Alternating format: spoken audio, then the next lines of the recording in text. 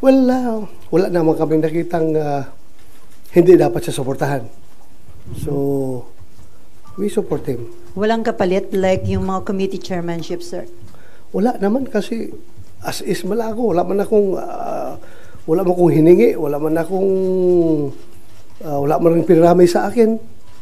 Basta nagustuhan ko lang yung pamamalakad niya sa amin, sa Senado. Yung leadership niya is, nakita ko is very open to everything.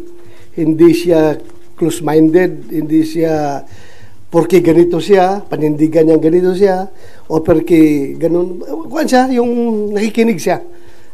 So that's what we need as a democratic institution, pakinggan ang lahat.